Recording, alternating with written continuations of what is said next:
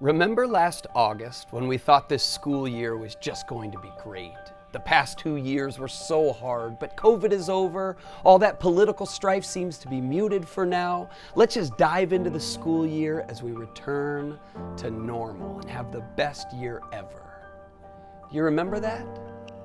For a lot of educators, it hasn't felt like the best year ever or anything close to normal. Getting students who had grown so used to being at home in virtual classrooms and living by their own schedules and their own rules and their own motivations, getting them to not only work in school but actually be passionate about it and engaged has not been normal.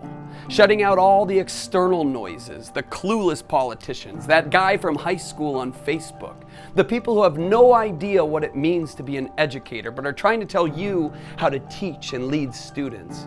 That hasn't been normal. In leading a school or a classroom with constant disruption, half of your class out on quarantine, teacher shortages, sub shortages, Tik-Tok challenges that destroy bathrooms, all of these disruptions and more, they haven't felt normal. And meanwhile, trying to care about the health and safety and well-being of your students while simultaneously trying to preserve your own has not been normal. This year hasn't felt like the fresh start we were hoping for. And so do we get our hopes up for next year? Are we setting ourselves up for disappointment if we dare to believe? Do we have the audacity to think that there is a normal school year on the horizon? Well, I don't know. But I do know that despite all of the loud voices and all of the disruption and the pandemic, that my little girl learned to read this year. And I mostly have her kindergarten teacher to thank for that. And I know that over 3 million hopeful seniors walked across the graduation stage this spring. And I know my friend Lauren, who's a school nurse, took the time to answer every single question a family asked during this pandemic. And she did it with an immeasurable amount of patience. And I know a group of teachers that I met in Detroit who lost one of their students to a car crash last October were a bedrock in their community during that tragedy. And that teacher whose class that student was in, she let his older brother come and sit in her room every single day because it brought him comfort. That still happened this past year. And I know lots of teachers who have said that student behavior has been worse than ever, but for some reason, whether it's coming together during a hard time or it's just a hopeful sign of this generation, building relationships with students has never been better.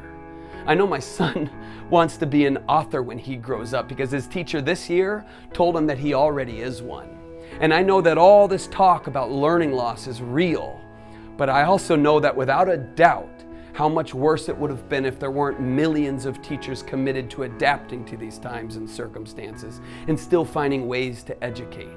I know that kids in science class were still made curious. Kids in ELA learned to communicate beautifully. I know that math classes still showed students different ways to think and solve problems. I know that the future is brighter because social studies teachers help students learn about where we've been in order to inform where we're going. I know that kids fell in love with books for the first time this year in their school libraries. I know that school leaders made impossible decisions to lead staff and students through a very dark season. I know that artists got to practice their craft in art classes. Music filled these hallways and their students' hearts from band rooms. I know that kids were listened to by counselors, motivated by gym teachers, transported safely by bus drivers, assistants and specialists did everything they could to serve teachers and their students. And I know that teachers still made a lasting difference in their students' lives.